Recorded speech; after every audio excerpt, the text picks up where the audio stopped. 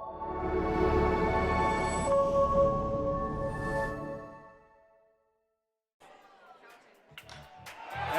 a hard-driven ball. Go ball, go ball! See ya! There you have it! A walk-off home run by Jordan Bach gives the Giants the win.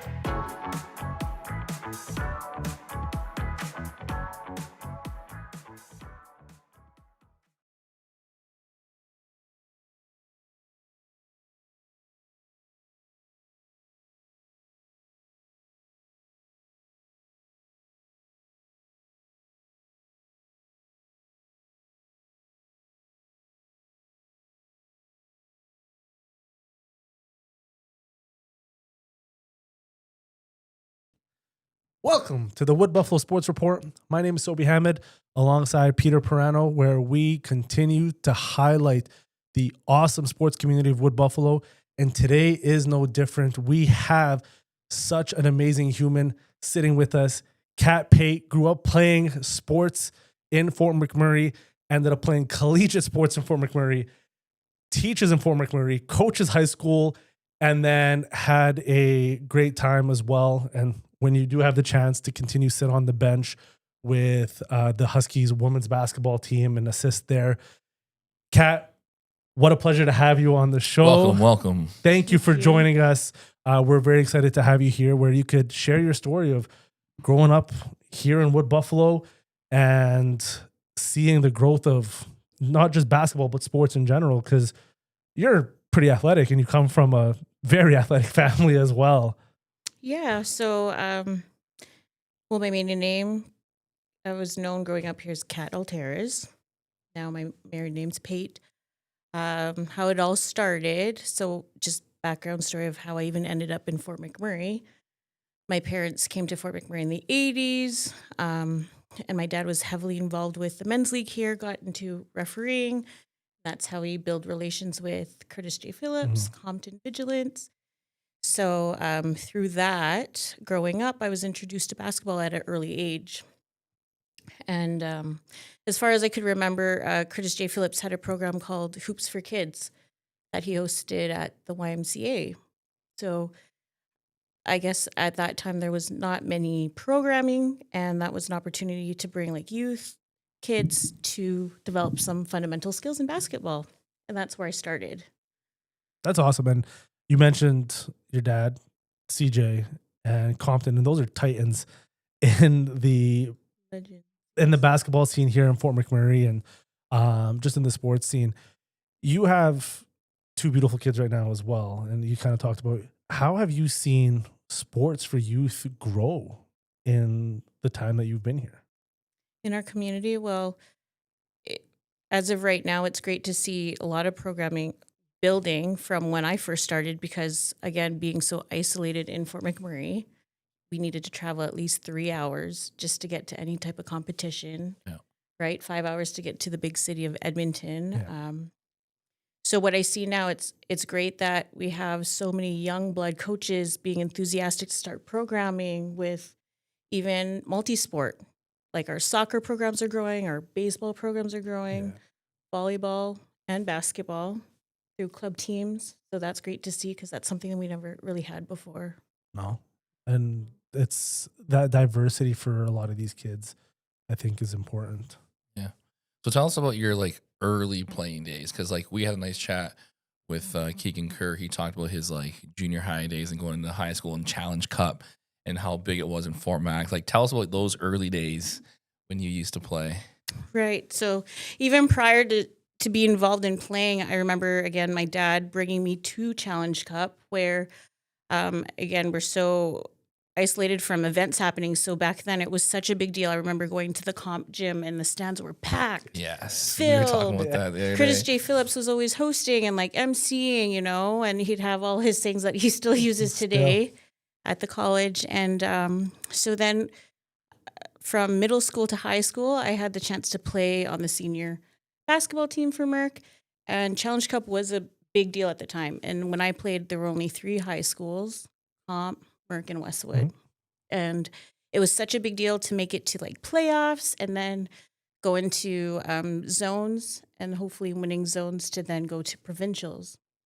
And from what I remember, it was also such a privilege because my dad then ended up coaching my grade 12th year. And we ended up winning Challenge Cup. And then he had the opportunity to coach then my sister Claire, ended up winning Challenge Cup titles with her. And then also the third sister, who was Chantel, who then my dad also coached her grade 12th year and ended up winning the Challenge Cup title with her and the team.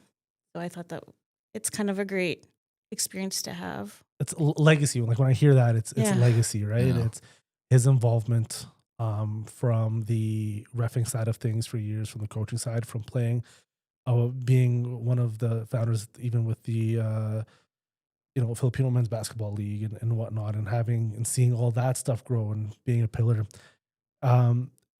Having a dad as a coach is something that actually we've talked about is with us and our kids and wanting to kind of coach them at some point in time. How is that in regards to a dynamic between you and your dad? And he's a great guy, and we know he's an amazing human being. Always smiling. He's always smiling. But the dynamic of coach and dad is two different things, and you are a competitive individual. You enjoy the sport, you enjoy winning, obviously, and you always wanted to get better, and you continuously do as a coach and an athlete. How was that dynamic with him? So myself being the eldest out of four, we call ourselves the 4 C's. It goes Catherine, Claire, Clayton, Chantel.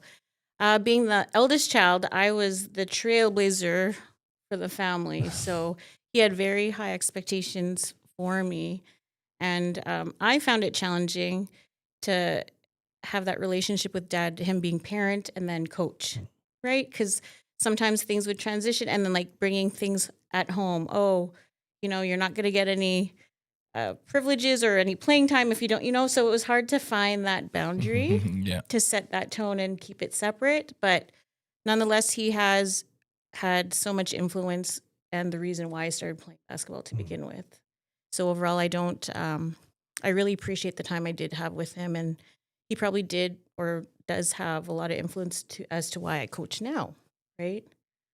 Were you also like a multi-sport athlete? Growing up, yes. Even before I played basketball, I used to be in figure skating and gymnastics, ballet, to a point where I had to pick one. And then I found interest in basketball. But then going into high school, I was also involved in track and field, which I went to provincials for, Nice. badminton. What events did you do in track and field?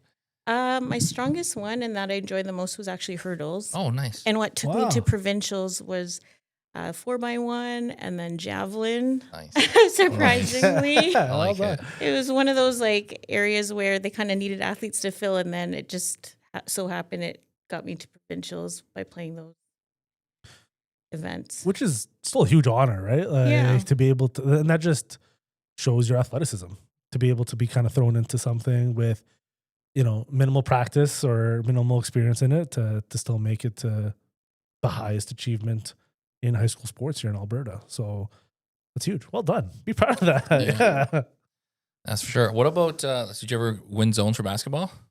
For basketball, in my high school career, my last year, we ended up getting silver, unfortunately. Close game, lost by 2 baskets. It was tough, and I'm sure it was tough for my dad too. So then I'm sure that was one of his goals to kind of drive him to, work on it better, and then got it together with my sister who came up next right after me. So unfortunately, we did not make it to provincials, but my sister did. Yeah. And that was great. That's cool. I don't know how many women basketball teams. It's been a while now since a team has made provincials. Yeah. Well, the comp girls made it years ago when I was AD there, a couple years in a row. With Leah Beeler and them? Yeah, right, with Coach Glass. Yeah. And then after that, I don't think a women's team has made it. From Fort McMurray. No, it's tough. It is tough. It's one of the hardest zones, I think, especially where it's so vast. You talked about the travel and how that affects kind of playing. And I want to kind of use that as a pivot. After all, you're playing in high school, you got to play collegiate, and there was still a lot of travel with that. You got to play in the ACAL League, I believe, before Cano basketball joined ACAC. Mhm. What was your experience with that and the transition from high school? Well, okay. So initially from high school, as soon as I graduated, we didn't have a basketball program yet at Okay. Cano. It was Okay. just volleyball. So I did take a chance to then try out for volleyball, and I ended up training under the head coach. At the time, it was Sheldon Germain. Oh, nice. So I was involved with Huskies volleyball then Yeah.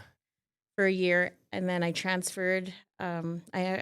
So I'll just backtrack a bit. I ended up going to an ID camp in Camrose for Augustana Vikings Mhm. for basketball, but then for whatever reason, I decided to play volleyball. So I ended up being their starting libero at Augustana for. Nice. Oh, Yeah. So I played collegiate volleyball for, and That's hilarious. that's where I met my husband. We met at the University of Alberta Augustana campus. In Was he a Camrose. volleyball player? No, we actually met playing basketball. Nice. I don't know the flip flop between the two Hey. sports. I love them both, and yes, my family's very short, but we're mighty and we Yes, play you are. hard. Pretty So athletic. Yes, you are. so that was my first experience with collegiate sport. It was actually volleyball. That's awesome. Fast forward, I was taking phys ed, majoring in kinesiology. I ended up moving back to Fort McMurray to finish my after degree in education. Yeah. And by that time, the basketball program started up Mhm. with ACAL. So before I came back, my sister was actually playing, Okay. Claire Alters. Yeah. And then so when I came back, she was gone, and all of a sudden I came back. And then I ended up finding the opportunity to play then. The head coach was Compton Yeah. Vigilance, the father of Dwayne Vigilance, who now is The head coach. yeah. So such a full circle That's- of things. And that's how my husband ended up Moving coming up to Fort here. McMurray, because in the summers we'd be summer students working Right. here. So, which is how he That's ended awesome. up. Yeah. And so you played Yeah. high level volleyball, you've played high level basketball, and now you coach full time at the Father Mercury basketball team. I know you had to step away a couple times for your maternity leaves and always take personal time. And then you assist with Dwayne on the women's team when you can and when you're able to. How have you seen the competition from when you played to now coaching change, and how has your mindset of the game changed over the years? Well, just from that transition from high school to now collegiate, and now that it is the ACAC. So prior to it becoming the ACAC, with Compton's team, the year that I played, we ended up winning the ACAL championships, Oh, nice. which then put Cano kind of like on the radar, on the map. They were transitioning their program to ACAC, and that's when you started to notice pace of the game. It's faster, competition's high, recruitment is, not just locally. We're pulling from all sorts of places, even out of country, right? Yeah. So what I've noticed, the biggest change is also seeing that discipline as student athletes. So that's one thing coming from a small town Yeah. with not much competition around. So a lot of our student athletes are kind of not as exposed. And from my personal experiences, even for myself, you're not really driven to push as much if, You're already the best you're in like town. the Yeah. big fish in a small pond Yeah. kind of thing, until you actually meet other people with, those skill sets and the focus and determination. So a big thing is seeing that shift. And as a high school coach, trying to instill that in my athletes. It's not just about being the best now. Are you pushing yourself, your personal best? And then how are you disciplining yourself even academically? Because if you do want to pursue post-secondary, you need to be able to maintain your studies and having those, good hardworking habits to train and show up, especially when things get hard. Yeah. Yeah.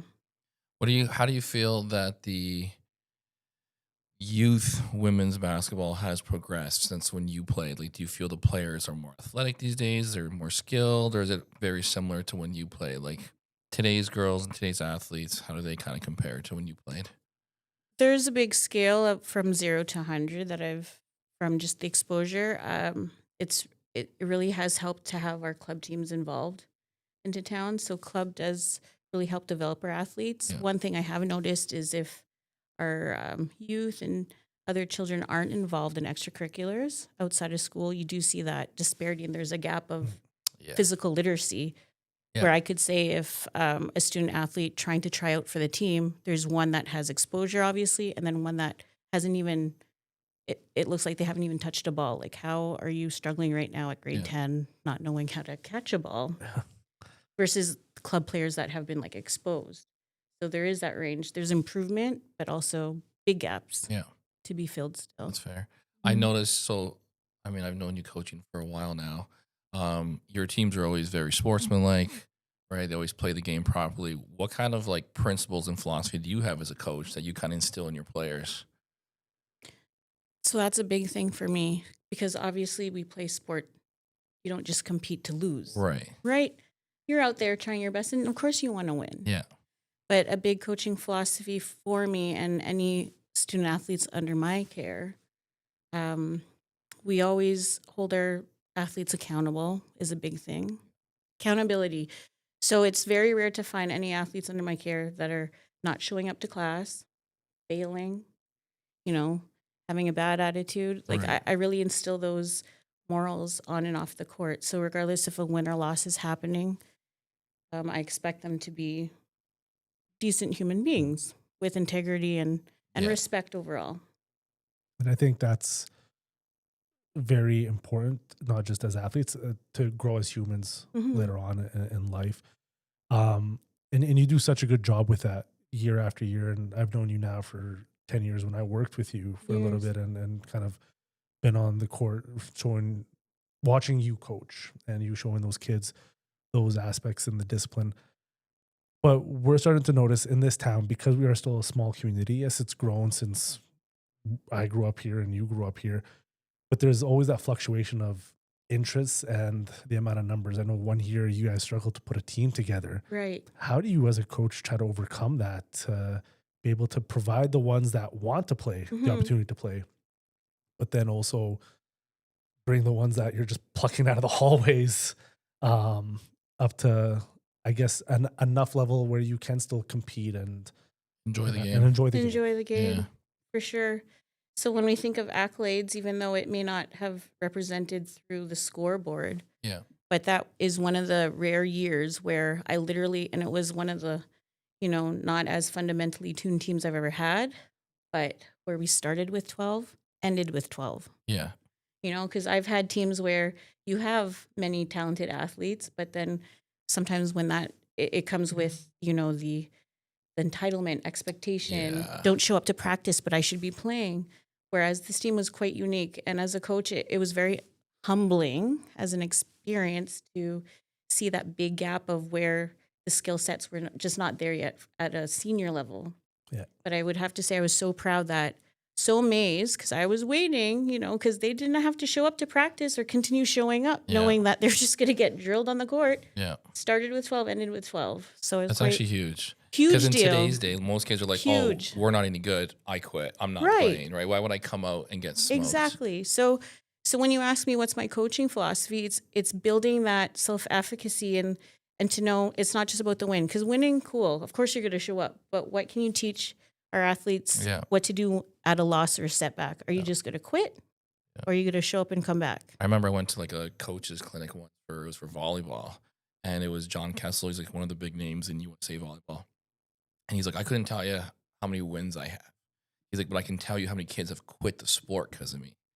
He's like, "I will never forget." He's like, "That's my main goal is to make sure kids play for me and want to continue playing and not quit and like hope not be the reason for that, right?" Mhm. So like, if you're a losing program for a year or two and you're rebuilding, it's tough to keep kids in. So I Right. think it's huge to say that, hey, you started with 12, you had a rough season, and yet you finished with 12, and girls' heads were held high, and they want to continue the next year and build off of it, which is Mhm. huge. So And I think one of the most important quotes I tend to come across every now and again in sports, it's I can tell you the character of a person based on how they react in a win and a loss. And I think, as Peter said from the top of, this episode, is your teams are always so respectful. And I think that coaching philosophy that you have, you drill it into those kids. And it's one of those things that is so, so great to see. In regards to those up and down seasons, you've also had some up and down season with the women's program at Cano, where you've had some tremendous success with some amazing athletes and then some not so successful years. But that now is you're dealing with women, full grown women who now try to have that commitment to the game itself versus your high school athletes. How is the mindset you going to assist there different than when you're at the high school? Yeah. Do you change anything? That's a good question. That's a great question. I try. I try. Well, the mindset shift too, because as a head coach, you're the head coach. You've developed the train of thought of making all the calls, and you're the head of the team. So to switch from that and going into an assistant role was a big shift for me. Yeah. Right. And to find my place and my voice. So when I started, actually, I was on mat leave with my second born, and that's when Coach Dwayne Vigilance approached me, knowing that I wasn't working, and not that he knew I had a baby, but for some reason he still approached. Would you like to be an assistant on our team? I said, oh, sure, why not? Because it brought normalcy too in my life, especially when we were supposed to be kind of isolated at the time due to COVID. Yeah. So with that, it's not the most normal situation to be in to even change the mindset, because now I'm also managing my mindset as a mother that just had a baby. Right.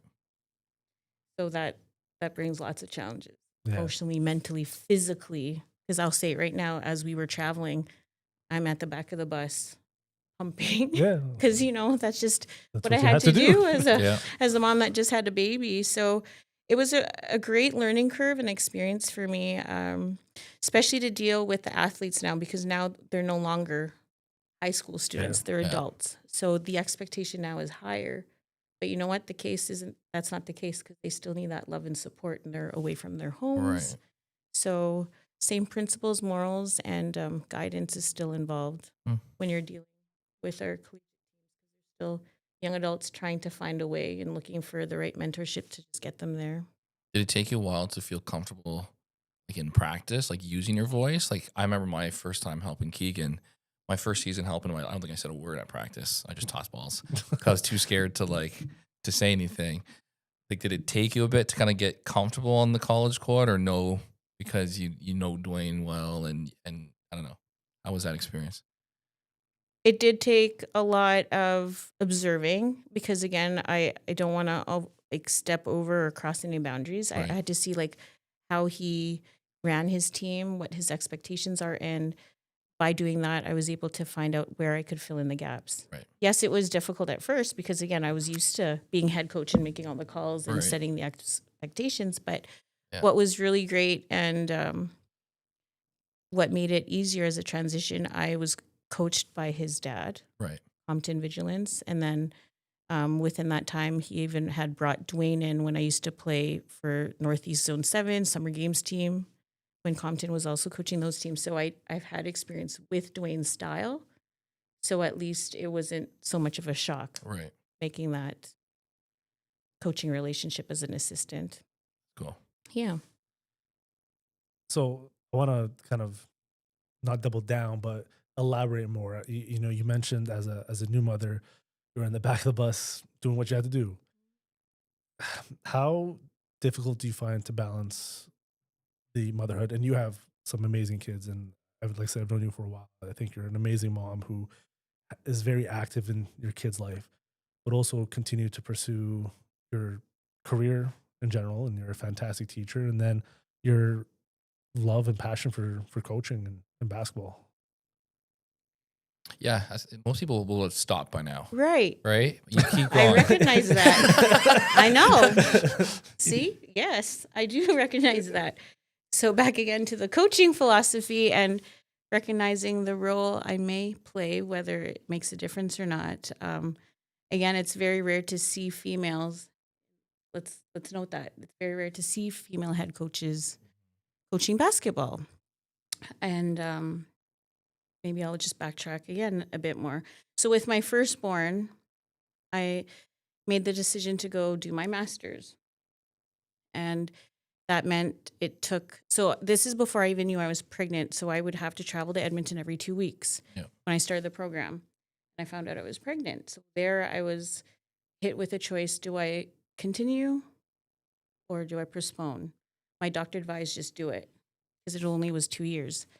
Fast forward, I finished, and was that ever like one of the most challenging times in my life, because there I was pregnant, traveling on the bus, head coaching senior basketball at the time. And I was also running the basketball academy program of Father Mercury that I also meant to mention. I had the privilege of starting that up when it first started. That's awesome. Yeah. And the biggest takeaway there is knowing that I was able to push myself through such a challenging time and actually finishing my master's. Just showed what a person can do when they're focused and driven. And that's a message that I wanted to also take when I'm mentoring my student athletes who think they have a bad day, they can't continue. I'm like, you know what? You have a choice. If I could do what I did, you really could make it. So that being said, that was the first experience for me to even just show myself, well, anything that's thrown at me, like I really could do something about it if I wanted to. So then fast forward, my second child, I could do it. I did my master's with the situation I had. I should be able to manage. And I'm not saying it's easy. It's all about the mindset. And that if you want to know more so about the philosophy, that's also what I bring to the table for my athletes. Because it's at the end of the day, once basketball's over, what can I teach them that they can bring forward with their life after? I think it's important too to have like women as head coaches and leadership. It's huge for the girls to see, hey, like there's a woman who's coaching, head coaching, in charge, has the knowledge, experience, all that. Like I know with my school, most of our women's teams are coached by women, which I think is great to see. Going back to like your kids too. So as your kids get older and get involved in sports, especially when they get older, are you interested in coaching them or in watching as a parent? Because I know now as my kids are getting older, I'm kind of torn because I coach them a lot, but then I've also not coached them at times, and like sitting in the stands watching is also so nice. Because then you could take out your phone and record them and just enjoy the show instead of like worrying about 11 other kids while your kid's one of them, kind of thing. So what's your thoughts on that as your kids get into sports as they grow? From personal experience, and then from what I've already witnessed, I respect and value just being on the outside and appreciating and watching on the sideline. Yeah. Because I want to make sure I maintain the parental relationship and respect their space. Because at the end of the day, again, based on my experience, sometimes that may encourage burnout. Right. And then you're so critical and trying to find the divide. Like now that practice is over, how do you separate that from at home at the dinner table talking about what you could have done, better or how to improve? So I'm trying to be mindful in that sense. So moving forward, I have no intention to coach my own children, but I'm definitely there to support them. 100%. Yeah. And that's a very profound thing, right? Like you still want to be involved, just in a different capacity, and different people have different mindsets when it comes to that, and I love it. Moving forward, you do have a third baby on the way here. By the time this airs, you'll have had the baby. You will have had the baby. But what's kind of your mindset moving forward in the world of coaching and basketball, even in town? Or have you thought about it? I have, only because as soon as my my athletes from the last season had found out I was pregnant, they're like, "What's gonna happen? Oh, right. What's gonna happen?" And even the athletic directors inquiring, and my initial response is, "Well, I've done it before," because right away, again, people expect, she's having a baby, done, but nothing's to say that I cannot. So, I mean, I still want to be involved in some capacity, right? But also leaving room for others. So if there's actually a coach that's driven, that wants to take it on, absolutely, given that opportunity. But if there's room for me to support, I'm always there, willing and wanting to do it. I think that's an important thing, is you're willing to open doors and support people through those doors if they so choose. Would we be seeing you on the bench for the Huskies this season as well, potentially? In some capacity, I'm always involved, which is another interesting aspect. So with my involvement in the past with coaching women's Huskies, that's how my husband became involved with being their sponsor. So regardless, no matter what, we're always there in some kind of supporting role with the women's. And I love what you guys Huskies do team. as well. Like, yeah, Matt's great, especially with his work and his support for the Women's Huskies program. But then I know there's like one night that you guys have dinner provided. Oh, to, we'll cook for the team. Awesome. Yeah. Like, That's it's so cool. actually such a cool thing that you guys do for the team, not just as a sponsor, but just as a family and people that genuinely care about the sport of basketball in this town, but even just the women's basketball in this town through the legacy that you and your sisters have had, the support that your husband gives and what your father has given, and the friend group, right? Off the top, you mentioned 3 big titans of basketball in town and the support that they've had growing up. So, Kat, thank you so much for joining us. Loved hearing your story. So happy that you got to share it with people. I think I want you to see, so I want to preface this and say it properly. I hope you understand, and I want you to see how much you do mean to the basketball world here and to Your legacy. the legacy, Yeah. and you carry that on from your father, and you continue to build on it with now your own kids and your husband. And yeah, you're not an Altera's kind of by name anymore, but what you're now doing as Cat Pate is also huge. And I hope that you understand what you bring to this community and how much we value that as a community. Yeah. Thank you so much. So that's it for this episode of the Wood Buffalo Sports Report, where we continuously try to shine a light on the Wood Buffalo sports community. For Peter Perano, Cat Pate, my name is Sobhi Hamid saying, see ya.